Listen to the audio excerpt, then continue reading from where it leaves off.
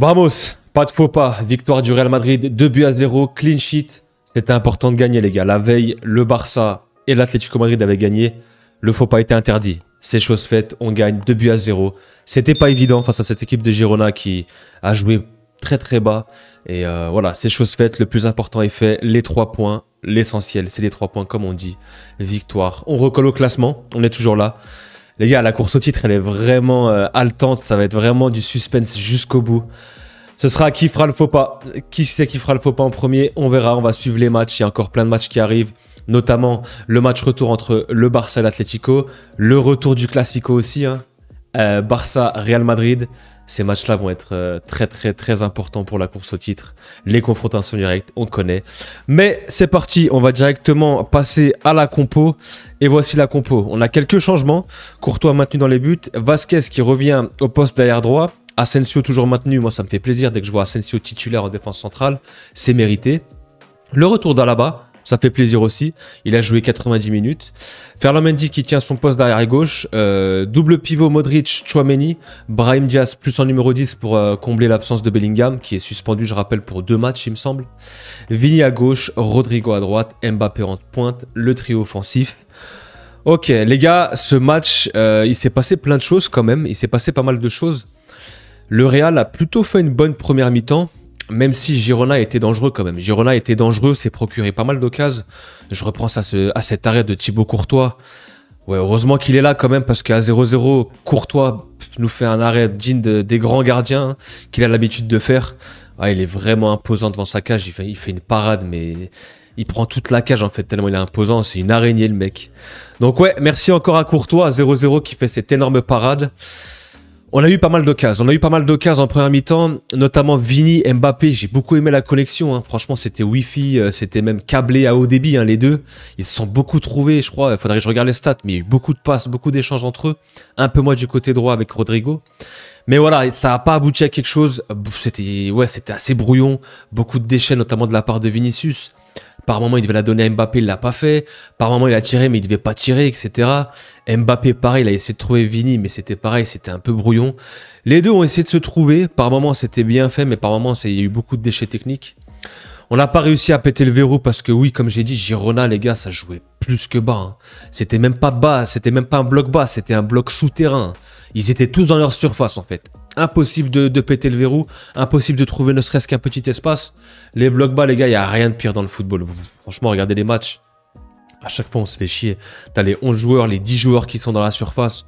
Tu peux rien faire, il n'y a pas d'espace, il n'y a rien à faire, en fait.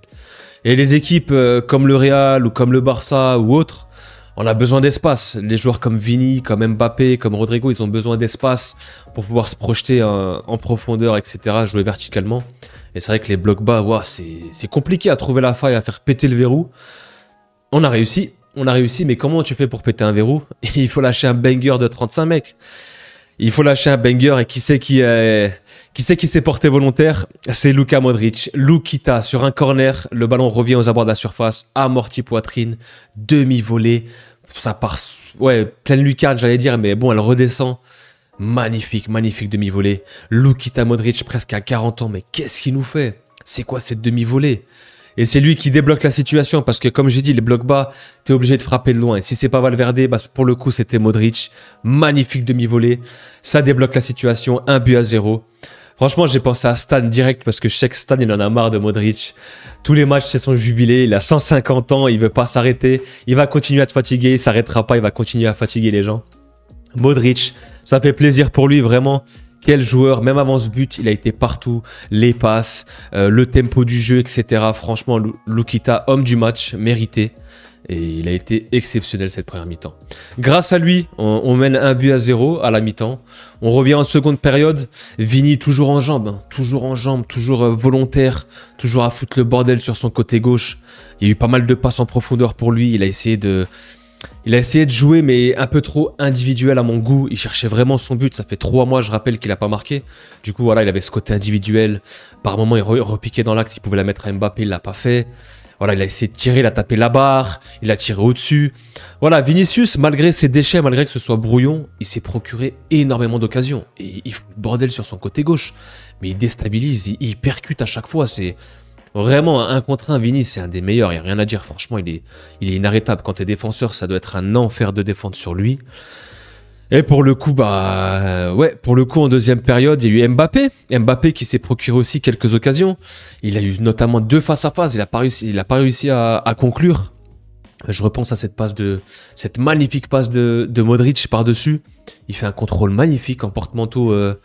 Ouais, un contrôle qui lui reste bien dans les pieds. Et sa frappe est détournée par Gazzaniga. Franchement, Gazzaniga a fait un top performance, un top match aussi. Il a fait pas mal d'arrêts. Mbappé, franchement, les gars, Mbappé, dans le jeu, c'est top player. En ce moment, il est vraiment chaud. Il a les jambes, il retrouve sa vitesse, son explosivité. Même dans le jeu, c'est propre. Les changements de côté, les transversales. Franchement, même dans les passes, dans les appels, dans le petit jeu, franchement, il est exceptionnel. Mbappé, que ce soit même dans le jeu et dans ce qu'il montre dans l'attitude, c'est extraordinaire. Franchement, les gars, là, il est vraiment installé. Il n'a pas marqué. Encore une fois, voilà, il a eu ces 2 occasions très franches où le gardien a fait 2 bonnes parades. Je pense qu'il aurait pu faire mieux. Il aurait pu mieux croiser ou aller chercher plus un côté. Mais même dans le jeu, franchement, dans les 1-2, dans les triangles, dans les appels de balles, dans l'effort défensif, les changements de côté, etc. Franchement, Mbappé, monstrueux, top match. Même s'il n'a pas marqué, il a fait un super match. Et bien sûr, il a délivré une passe décisive. On arrive à ce deuxième but. Ça part encore une fois de qui? De Luka Modric qui lance Vinicius sur le côté droit. Vinicius qui temporise un petit peu. Il y a un appel de Mbappé, il est servi. Et là, il y a Vinicius qui refait un appel dans l'axe. Mbappé qui attend le bon moment. Timing parfait, ça passe. Et millimétré. Le dosage parfait. Franchement, la passe d'Mbappé est incroyable. Faut souligner, hein, Mbappé, c'est pas qu'un buteur. Il sait jouer aussi avec ses coéquipiers. Et la passe est dans le bon timing. Vinicius qui vient finir un peu en bout de course, en pointu. Ça fait 2-0. Super content pour Vini. Vraiment, les gars, je suis très très content pour lui. Ça faisait 3 mais il n'a pas marqué. Il a pu refaire sa célébration. Il a remercié Mbappé. La connexion entre les deux, les gars, c'est du haut débit. C'est du très très haut débit.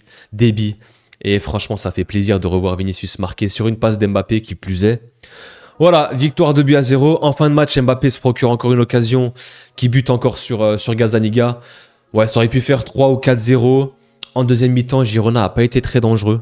Je crois qu'ils ont eu une frappe de Danjuma avant qu'ils sortent. Ils ont beaucoup plus été dangereux en première mi-temps plutôt. En deuxième mi-temps, ils ont dû s'exposer hein, parce qu'ils étaient menés au score. Voilà, c'était fini le bloc bas. Et du coup, il y a eu des espaces. On a pu marquer ce deuxième but. Voilà, le job a été fait. 2-0, tarif standard. Voilà. Et honnêtement, ça fait plaisir. C'était très très important de gagner pour pas être distancé justement dans la course au titre. On va passer aux individualités. J'ai pas fait de notes, j'ai pas eu le temps de faire de notes, mais voilà, je vais un peu passer en revue tous les joueurs un peu rapidement. Courtois, monstrueux, hein, comme j'ai dit, cette parade en première mi-temps, heureusement qu'il est là, il est décisif. Voilà, quand tu veux aller loin dans une compétition, aller chercher une Ligue des Champions, pardon, ou une Liga, etc., tu as besoin d'avoir un grand gardien, un grand attaquant.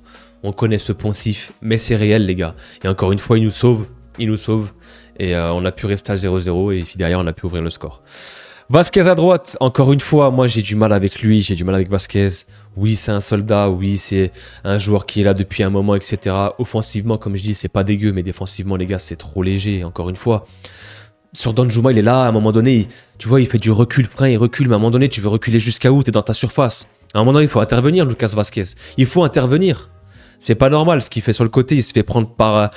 à chaque fois par n'importe quel ailier, c'est trop léger. Moi, je suis pas rassuré quand je le vois à droite. Et je pense que dans les grands matchs, il faudra Valverde à tout prix. J'espère que Carlo l'a compris. Asensio, top performance encore une fois. Il n'a pas été extraordinaire, mais il a fait son job très propre, très clean. Franchement, rien à dire. À la base, ça faisait plaisir. Titulaire depuis un long moment. Au moins, il est en jambes. Il est apte à jouer. Il n'a pas trop été sollicité parce que Asensio a pu bien l'aider, a pu bien couvrir son espace derrière lui. Voilà, Alaba a fait son match, je suis assez neutre sur son match. Mendy, plutôt un bon match. Honnêtement, j'ai tendance à lui tomber dessus. Et là, pour le coup, 2-3 interventions un peu décisives. Il a été sérieux sur son côté. Voilà, il n'a pas fait d'erreur, il a été bon. Offensivement, il a essayé un petit peu. Non, franchement, pour le coup, correct. Et Mendy, franchement, un bon 6 sur 10. Le double pivot, Modric, encore une fois, franchement les gars, franchement rien à dire, homme du match, ce but, les passes clés, les dribbles, dans le jeu hyper important. Les gars, ce qu'il fait à 40 ans, c'est extraordinaire, franchement, Luka Modric. Pour vous qui continue, qui s'arrête jamais parce que... il est encore là, hein, tous les anciens, tous les vieux sont partis déjà et lui il est encore là et Papy fait de la résistance et franchement ça fait plaisir, surtout quand il met des bangers comme ça. Tchouaméni a fait son match aussi, hein, plutôt bon, plutôt correct. Beaucoup d'intensité physique, gros volume de jeu, il a fait pas mal de courses, il a pas mal gêné les joueurs offensifs de Girona. Franchement impeccable, Tchouaméni, il retrouve son niveau en milieu défensif, j'aime beaucoup. Et qui continue à retrouver un peu ce poste-là qui lui est cher. Et ouais, s'il continue à faire des matchs comme ça, franchement, il aura sa place, quoi. Brahim, en tant que numéro 10, neutre, j'ai pas vraiment d'avis, je l'ai pas trop vu dans le match, honnêtement. Il n'a pas fait un match extraordinaire, mais il a été bon sur les prises de balles. Il a su garder des ballons aussi. Donc ouais, un match mid pour Brahim. Rodrigo à droite. Bon, franchement, Rodrigo, les gars, même s'il n'est pas décisif, qu'est-ce qu'il est important dans le jeu? Qu'est-ce qu'il est important dans le jeu? Même les replis défensifs, les courses, les petits jeux, les triangles, etc.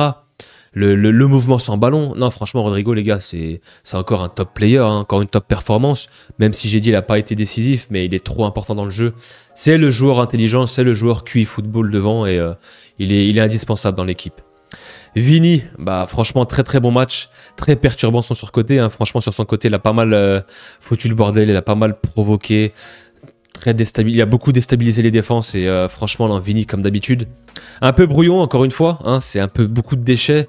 La dernière passe, le dernier tir, les mauvais choix, etc. Mais voilà, il a été buteur. Franchement, rien à dire. Il revient bien. On a besoin d'un Vini en forme, que ce soit en Ligue des Champions et en Liga. Et je pense que ce but va le libérer un petit peu. Et peut-être qu'il va jouer un peu plus collectif et moins individuel. Mbappé dans le jeu, incroyable. Top performance, top match d'Mbappé. Souvent quand on dit un neuf qui a fait un très très gros match, qui n'a pas marqué, là pour le coup c'est le cas. Mbappé a fait un très très bon match. Il a fait cette passe décisive pour Vinicius, dans le bon timing, magnifique. Il aurait pu marquer, il a eu des grosses occasions, il n'a pas pu marquer, mais dans l'ensemble, franchement, top performance. Voilà, on a fait le tour. On va aller checker le classement, bien sûr, comme il se doit. Donc... On revient à 54 points, on colle le Barça, on les lâche pas, on va pas les lâcher.